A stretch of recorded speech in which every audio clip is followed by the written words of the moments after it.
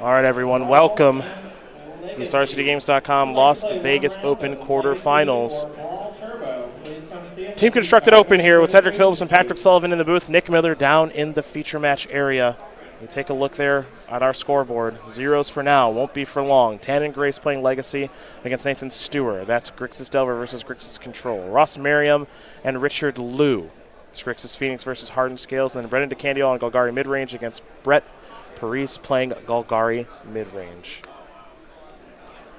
It'll be a Darksteel Citadel, an Arcbound Worker, and a Welding Jar to start. Keep in mind, in our elimination rounds, players have access to each other's deck lists, so they know exactly what they're up against, as Ross is going to play a Thought Scour and turn over a Lightning Bolt and a Mountain. We're heading back to Ross now. He's going to play and crack a Flooded Strand right away, and we might see a turn 2 Thing in the Ice here.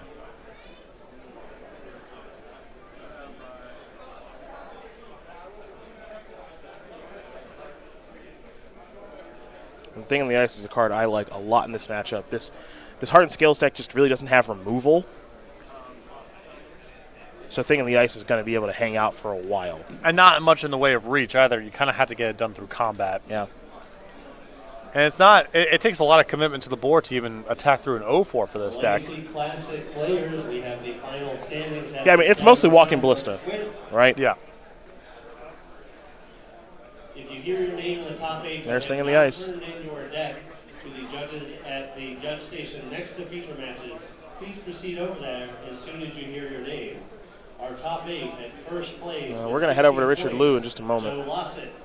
Second place, 16 points. Justin Hadley. Did you just hear that announcement? 15 points. I know.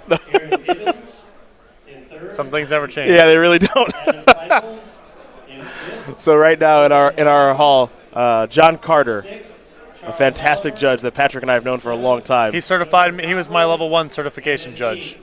He was the one who, gave me my test or whatever. He's announcing the Legacy Classic top 8 competitors, the standings, and Joe Lissette is number 1 overall seed.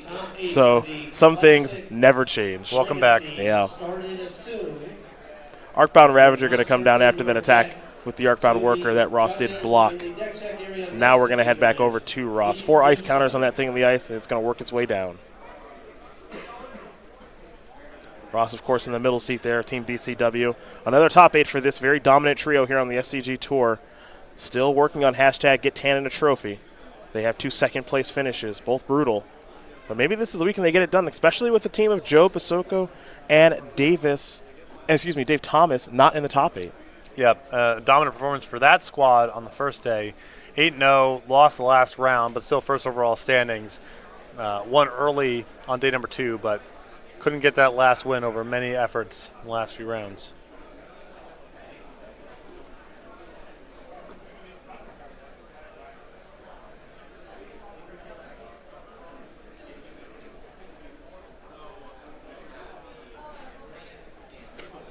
Ross is going to think about this turn quite a bit because when you have a Welding Jar out there, along with an active Arcbound Ravager with a creature that also allows for modular, there's kind of a lot going on this battlefield, and Lightning Bolt and Lightning Axe don't look particularly good.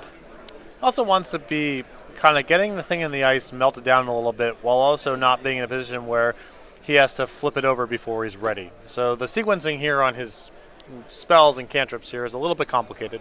Melted down was nice. Yeah. That's good. I get it. That was a nice one.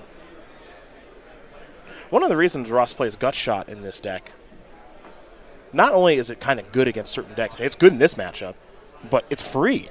Right. So right now you might be looking at Ross's battlefield and saying, oh, okay, well, he can play maybe 3 spells, 3 1-mana spells. He might be able to play multiple spells and you not realize it.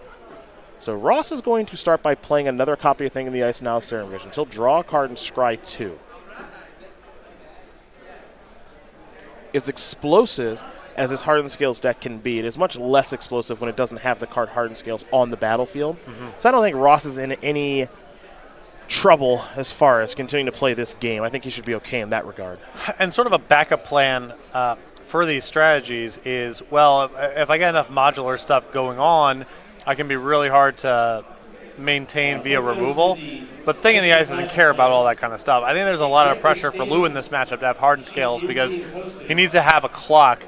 Setting up a board that's hard to interact with the removal or tricky against blockers isn't really what this matchup is about, especially in the games where Merriam has Thing in the Ice. If you are in the top 8, I will be down by the SCG Tour feature match area in just a moment. So Richard Liu is going to think about how he wants to operate on this turn. After the top 8, You see the Ink Moth Nexus out there. That's a way for this style of deck to get the job done, and we're going to see Richard Liu do some attacking here. Looks like Ross is happy to take the damage because I imagine that Ross can transform next turn. Well, I think that just the Thing in the Ices here are too valuable to risk. Even if it's a attack that Lou is just making for free, why risk anything? These cards are so dominating against hardened scales.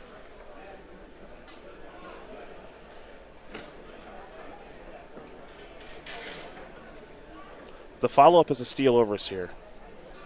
And now we're going to head back over to Ross. And he's already reaching for mana, so I feel like this is probably going to be a big turn, and Manamorphose isn't a bad place to start. He'll remove 2 ice counters there from those copies of Thing in the Ice. Now he's got to figure out what colors he wants. He's picked up a copy of Thought Scour.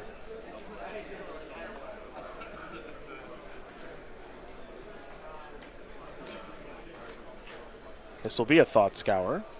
Down to 1 counter on the copies of Thing in the Ice. Arclight Phoenix. And Manamorphose will be placed in the graveyard. New card coming here from Merriam is a copy of Lightning Bolts. Ross has 2 red mana floating. He will now transform both copies of Thing in the Ice. 7-14. Yeah, I think Richard's dead. Yeah, because Ross has a bolt. He gets the Phoenix, 2 Phoenixes back now. Yeah. Yep.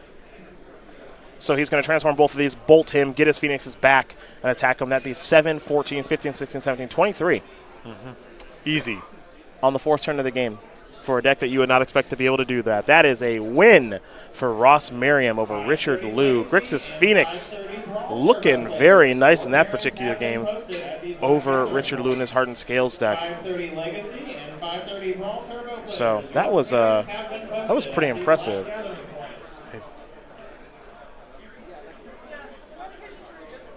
I'm into this deck, man. Yeah, that was not competitive. No. That game. No. I'd have some real fears about this Hardened Scales deck just because I do think it's explosive, but you really need Hardened Scales. Right. Yeah. And even if he had Hardened Scales that game, It would not have mattered. Yeah. I don't think it would have mattered. All right, well, fair enough. We are going to talk about the StarCityGames.com weekly sale real quick, and then we'll take a look at those sideboards here for both players.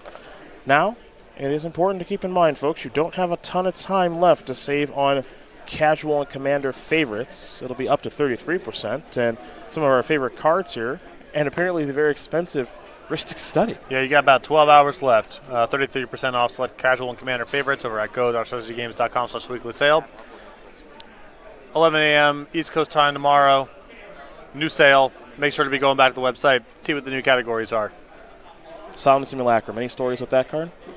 What did you play in that? Like you played Affinity, didn't you? I played that. No, I played a lot of the sort of the big red Furnace Dragon style strategies. And you played that. I played Solemn Simulacrum at U.S. Nationals one year in the mono red Seething Song Sith Flyer Walker Sword of Fire Nice deck. You had that card in your deck? Solemn? Oh yeah. I didn't know that. Shrapnel Blast. Okay. You draw a card. You get to draw a card. Any Graveback stories? You get to draw a card. No. No? Warm Coil Engine? It's too new. I've lost to it a ton. Yeah, that makes sense. That's a story, I guess. And then Ristic Study? Not really. Did not play that much casually and was never a feature of standard or block when it was printed. I always like Solemn. I wonder if they're going to reprint that card. I don't think it's too good, right? I think it's just too much. You could reprint it, it'd be fine. I think it's just too much a green card. I don't know what about that as an artifact. It's so green. All right, that makes sense. That's the problem with it. Okay. Artifacts already have this issue of sort of blurring the color pie. You know, like if you go back to the original Ravnica, the Signets, I think, did a lot to blur Green's mana fixing and accelerating because the signatures were so good and so ubiquitous. Okay. And Solemn Simulacrum's got a lot of the same problem. That card, if that card was green 3 colorless, I would have no problem with it. It's just not an artifact. Okay. That's all. All right. That's a fair take, I think. Yep. It's a fair take.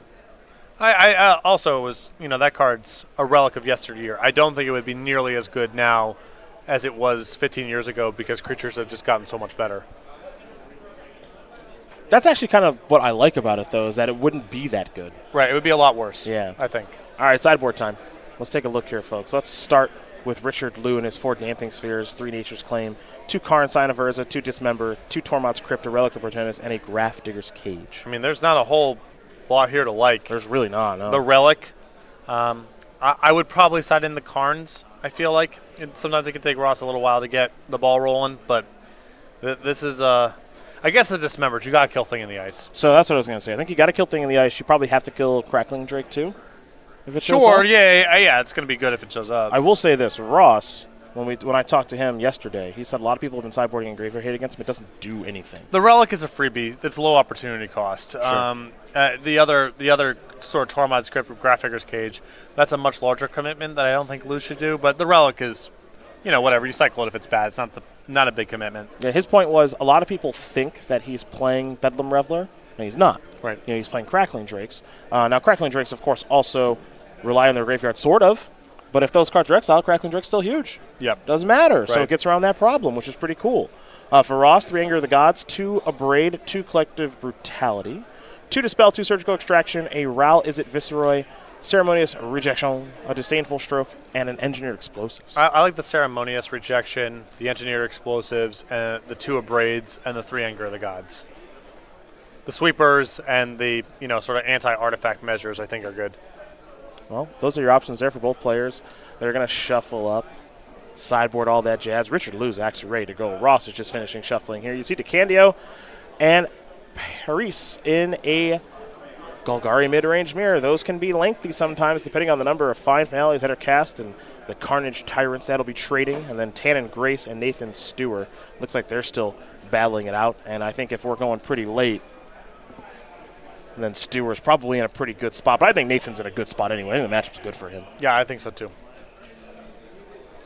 There's so much pressure on Tannen to waste land or otherwise, invalidate Stewart's openings. If it goes on this long, the card quality, there's just such a big difference. Mm-hmm.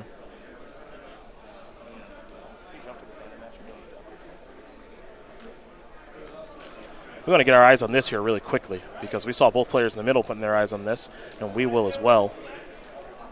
Looks like we got a pretty complicated game right here. Vivian Reed emblem. That's a lot. Don't see that every day. And it's called Golgari Mid-Range Mirror.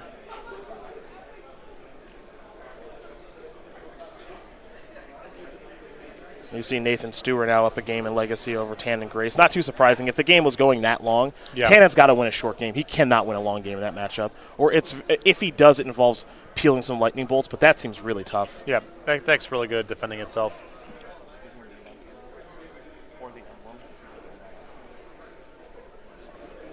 Jadelight Ranger going to do some exploring.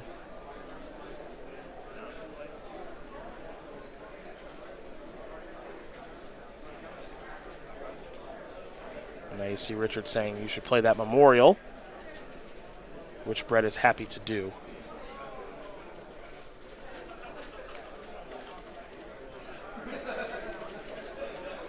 DeCandio has a lot of cards, and that's a good one in this matchup in Carnage Tyrant.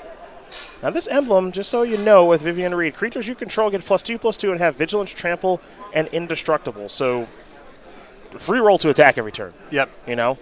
And it's moat on the way back. Yeah. Yeah, that's why you see Brett just kind of touch those creatures and say, I'm jamming in. I'm just jamming in.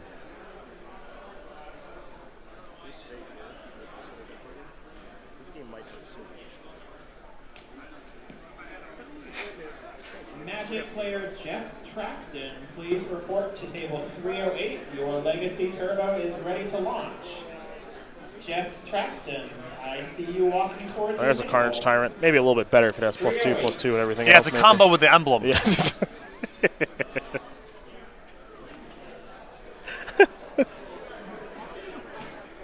I admire Brennan for playing it out. Team Get Tan and Grow Trophy, you can't be scooping up until Lethal's actually coming across. Yeah, until it's all done. Yeah. Yeah. Oh, that'll fix it. Wild Growth Walker. And Brett will draw. Everybody. If Brennan wants to play another turn, we might see a chump blocking turret. Nah, he won't even bother with it. All right, he's got him beat. Ross is still shuffling. He's shuffling. I think he might be shuffling Richard's deck. Opponent might be mulliganing, perhaps. All right. I just thought Ross was just in a time loop. Oh, sure. And just still shuffling his own deck, waiting for that game to be over. But I think, yeah, Richard has mulliganed. All right.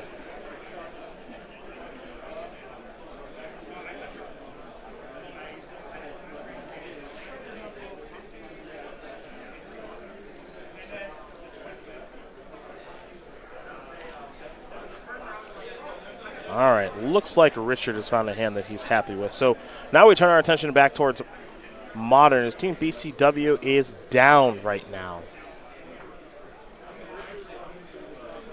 It looks like Richard's on 6, Ross on 7. Richard conferring with Nathan, the young master.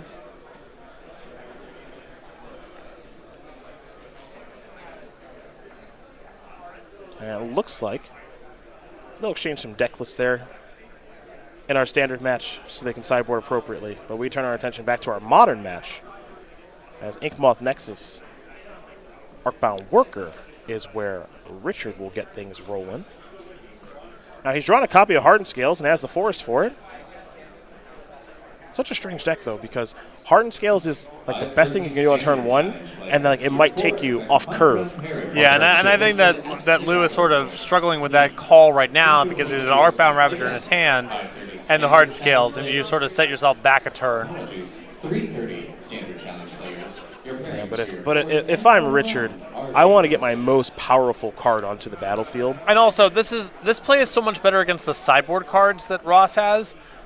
It helps against Anger of the Gods just to make some things bigger.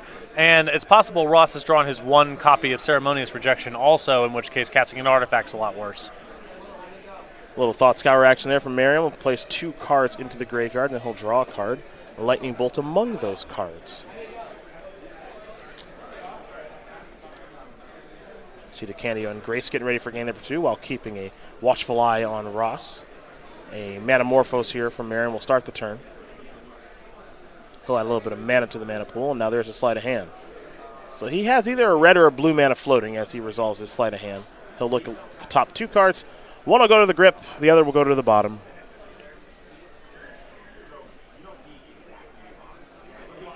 And now there's Faithless Looting. So Merriam will draw 2 cards and discard 2 cards, and perhaps there's an Arclight Phoenix to get involved here. Yeah, I mean, that's 3 spells if he's got it.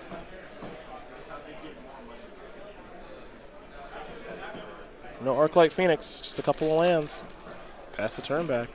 4:30 Pauper Challenge players. Your Richard will draw. Hearings are now Looks like posted. Tormod's Crypt, Again, perhaps? 4:30 Yeah. Pauper Challenge Well, we were worried about players. this. I think that a card this specific is not going to be good very frequently. I mean, if talking to Ross earlier was any indication, this is exactly what he wants his opponents to be doing. Yeah. He doesn't care, really. There's an Arcbound Ravager. Now here's an attack. And if you're going to do it, I would also... I'm not a huge fan of letting Ross just flash back the Faithless Looting here. I don't hate it just because if that's your entire turn, if that's his entire turn, then Richard, if Ross flashes back Faithless Looting and doesn't have a gut shot, He's just dead. He's just dead to the Ravager and to the Nexus? Yes. Yeah, okay, fair enough. So one thing I learned about this deck. Yeah, I guess it might be better for you to have the Crypt just as something to eat rather than nuke the graveyard. Yeah, that's fine. Never mind. One thing I learned about this deck playing my teammate Ben White at Grand Prix Detroit earlier this year. He was just like, if you think they're dead, they're probably dead. Yeah. If it feels like I'm pretty sure they're dead, then Sure. Inkmoth Nexus is easy mode. There's Faithless Looting. When you have hardened scales, it is so easy to kill your opponent.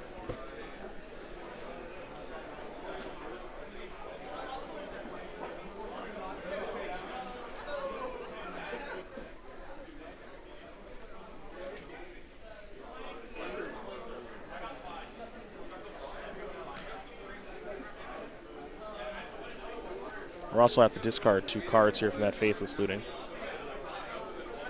Oof. Bolt and Anger. Cards that you would think would be good in this matchup. Well, the spot removal plan's just really tough to have work against hardened scales and this amount of modular and movement of counters around and such. Yeah. You know a little about that. You were an Affinity player for a little while. Block Constructed. You played at the Pro Tour, didn't you? I played Red-Green Shatters. Oh, right. You were on the wrong side of it. Right. I was definitely on the wrong. Yeah, me too. Molder Slug, Glissa, Tel'Zalad Chosen. Yeah. Dead very easily. 1 and 3 against Affinity at that Pro Tour. Yeah. Yeah. Troll Aesthetic. That's just a bad card. It was good in the mirror. That's Which true. once you lost a couple matches. That's true-ish. Once you lost a couple matches, that's all you played against. Troll Aesthetic is one of those cards when you look at it, you were just like, this card is awesome. It was just okay. Inkmoth Nexus is going to get fired up. I'm going to try to kill you. I don't think he's going to. Do you think he's going to shove here? Why? So he doesn't have to shove. Doesn't have to. I mean, if you want to eat the Tormod's Crypt or something just to get a little bit more damage, that's fine. But with Ross having 2 open mana, having just discarded a Bolt, like there's no way it's good here. Just pass. There's so much pressure on Ross to keep a lot of mana up. Yeah, he's going to make a move. So this is the move I kind of like a little bit, which is I'm going to sacrifice Arcbound Worker. Modular is going to target Inkmoth Nexus, counter on the stack that goes on the Ravager, which means that the Nexus will turn into a 3/3 if it resolves. Yep. And then if that resolves and Ross tries to bolt it, I have Blinkmoth Nexus to provide cover. Now Gutshot can be beat with the Inkmoth or with the Blinkmoth Nexus activation.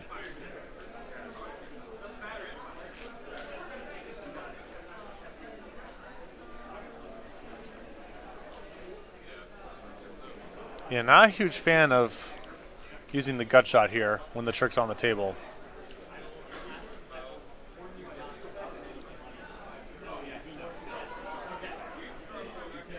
So now that resolves. So now we have an Inkmoth Nexus that is a 3/3 with a point of damage on it. Right.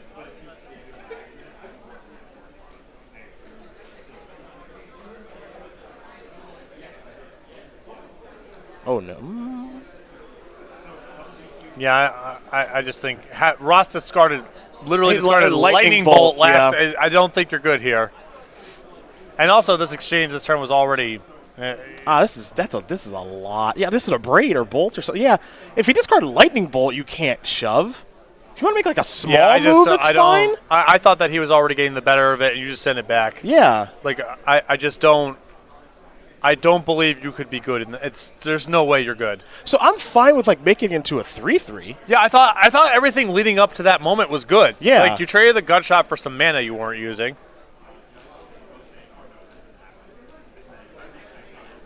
Yeah, if your opponent discards a Lightning Bolt to Faithless Looting, you can't make that play. Right, you're done. There's no way you're good. There's no way.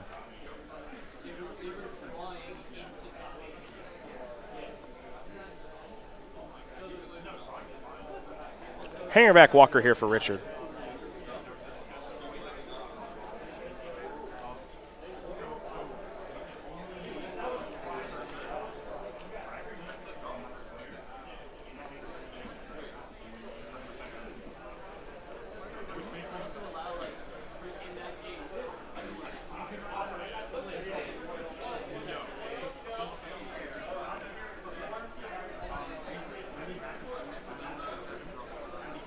Yeah, Tormod's Crypt's going to take care of the graveyard.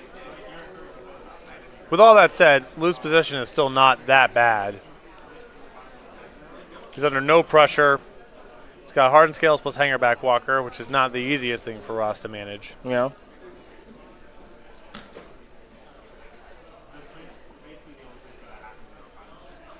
I know that a little earlier when we were watching Ross, like the first time we watched him, we were a little surprised that he just didn't have like any Snapcaster Mage type stuff. Yeah. I think his entire plan is like his graveyard is not meant to, well, that's a beating. Yeah, that's rough. Yeah, his graveyard is not the resource I think people think it is. And also, he just taps out every turn doing other stuff. He's Yeah. not trying to get a little extra card advantage and whatever.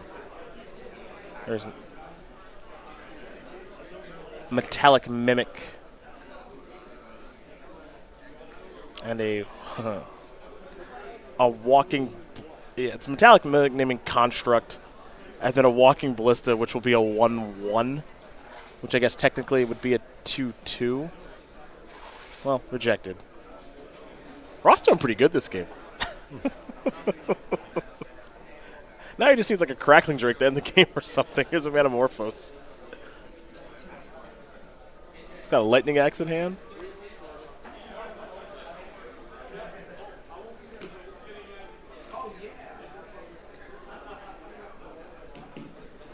4 p.m. Modern Challenge players. Your round And 3 Arclight pairings Phoenix. are now posted. Again, 4 p.m. Modern Challenge players. That looks like no Your attacks. round 3 Yeah, just pairings hanging are now back. posted. All right. Looks like this is an Ancient Stirrings that was drawn. Do you like hanging back? My instinct was to attack, but I'm not sure that Ross has inevitability in this game. Eli Loveman I think he's and doing Sean well, Grimes. but you do have an opponent that has hardened scales. For your classic prizes, Eli Loveman and Sean yeah, Grimes. racing's tough though too. I mean, if it might, you might feel like, well, if I hang back, they're probably not going to attack because the Phoenix might come back, and that breathing space is maybe better for me than trying to race.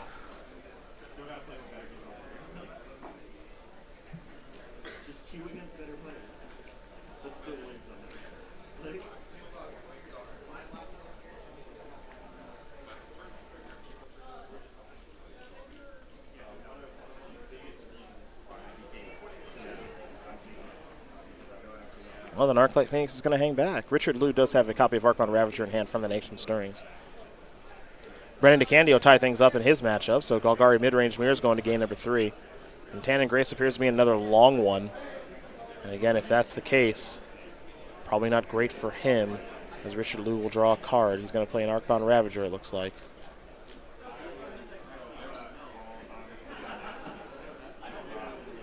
No, I think that's a different one. art. That's different art Yeah. than when he got off the Stirrings. So that's an info leak. Although it's possible if you're Ross, you're like you're like not 100% sure that's what happened. Yeah, I suppose. It's a long 2 days. It is. It is. That's why people like to play with the same artwork. I've had the 90% sure it's that 10% semi-sure I'm hallucinating experience at the end of these things. Yeah. So I'm not, But yeah, if Ross is on the ball, he knows that Ravager was drawn, and the last card in hand is also a Ravager.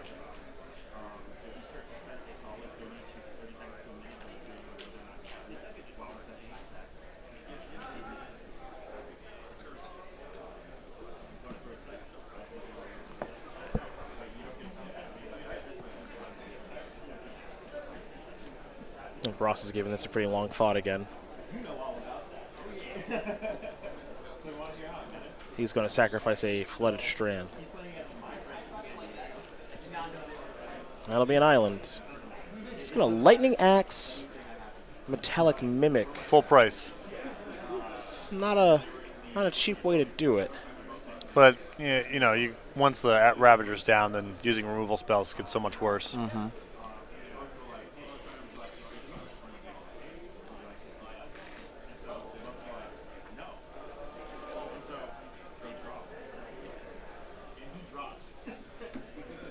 All right, let's go back over to Ross Merriam. I think he's out of cards except for what he drew. Arclight Phoenix is going to come in here for 3. It's 14 all. That's an Anger of the Gods. Really good with a Phoenix. Yeah.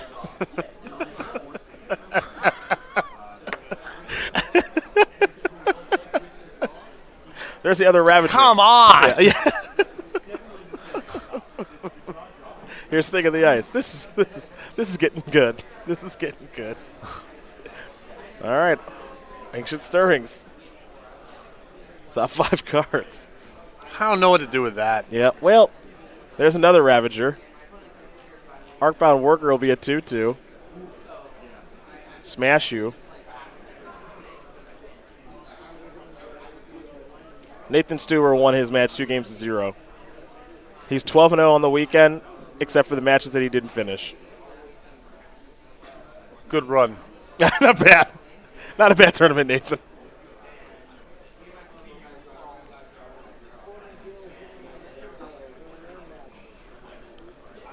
So now we're making a big-time move. The Ravager is a Put him to death. 7-power creature, yeah. I like that shove. Yeah, that shove's great, too, because if this doesn't work, as it's Crackling Drake. All right. I was going to say, if Ross has nothing, he can just dump it on the flyer. Yeah. Next turn, that Blink Bomb Nexus and kill him. What's this? Chart a course. Sure. 1, 2. Discard Scalding Tarn.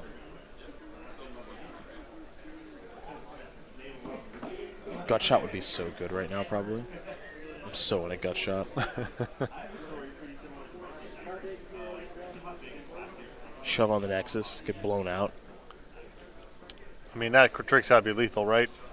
So much is exiled. It's a pretty big Drake. Yeah, it's not bad. 17. Not a bad looking Drake.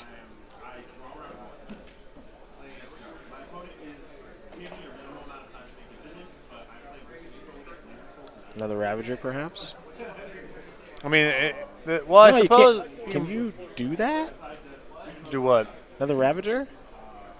No, then you're just dead. You're just dead, right? Yeah. You need to attack, chump block with a Nexus, and then whatever, play from there. Yeah. Would like to come play one round of Standard or Turbo Modern, please come see us at the side events registration stage. And we are looking for 2 more for our final Turbo Draft of the evening as well. 2 players for our Turbo Draft of the evening. Yeah, so this turn is attack with Ravager. Thing the Ice has to block. Right. Chump block. Yep. And then, or Ross can't do anything, whichever. Yep. Draw. Thing in the Ice. He's got a spell to play, obviously. Attack you. Nope. Nope. You lose. I presume he selected Destroy Target Artifact. Ross Merriam's going to win this game and match over Richard Liu. 2-0. Go to the next match. Whew. DeCandio. Parise. Golgari mid-range mirror. This should be good. Last time we watched this, it was a disaster. Looks like Parise with the Carnage Tyrant. Brennan's creature is much more modest by the looks of things. Well, DeCandio means serious business right now because the glasses are off.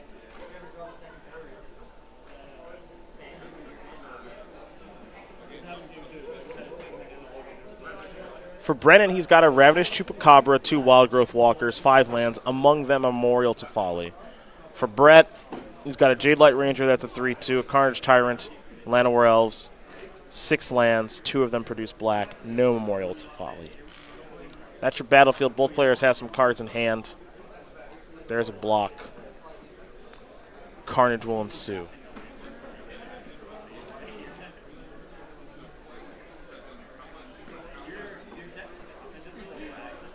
The follow-up. Looks like a fine finality in hand. Jeez. All right. Yeah, I think from Parise's perspective, just cushion yourself as much as possible against the Reborn Edict. Just have enough creatures on the battlefield that you're never sacrificing the Carnage Tyrant. Wild Growth Walker, Jade Light Ranger. Explore twice. Vivian Reed. Yep.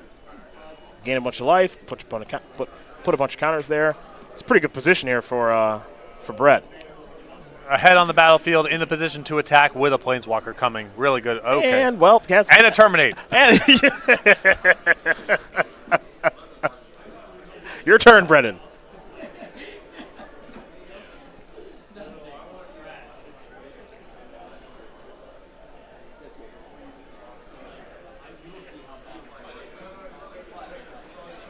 Well, that cast down makes it even tougher. Yeah.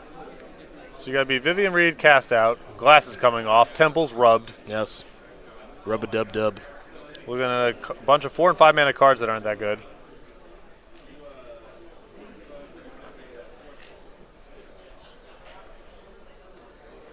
Probably doesn't have enough mana to play 2 spells. No, his deck needs 9. That seems like a lot.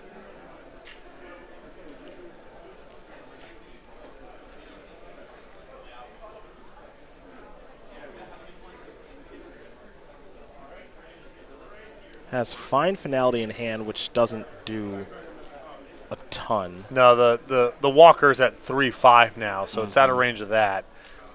And if you run that, then you're dead for sure to the cast down. The cast out. Cast down.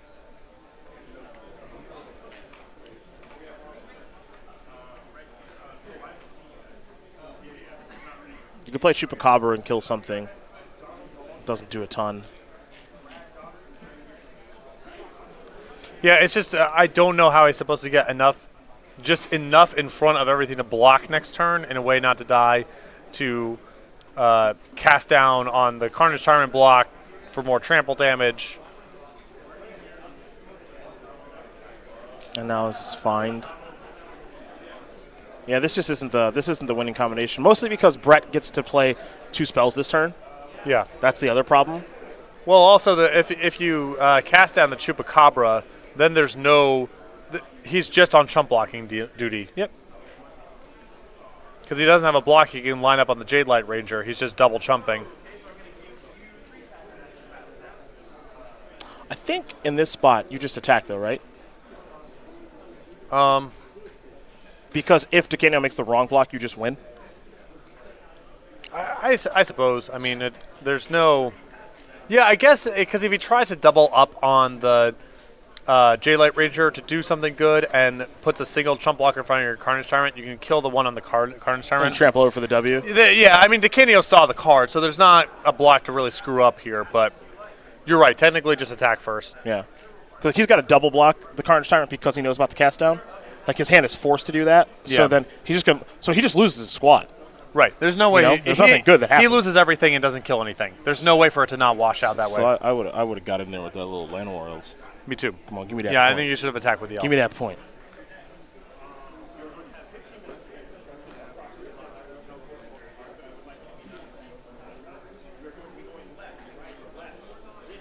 You're dead. If he right. sees it, he's dead. You're dead. That's it. Bet Parise, Richard Liu, Nathan Steuer win this match and eliminate Team BCW. Operation Get Tannen a Trophy, unfortunately, comes up short again. Still a great run. Always a great run with these guys. Yeah, I mean, being able to consistently finish this well in these team tournaments is very impressive. It's not easy to do, but again, that trophy is going to have to wait for another time. Well, the problem here in this match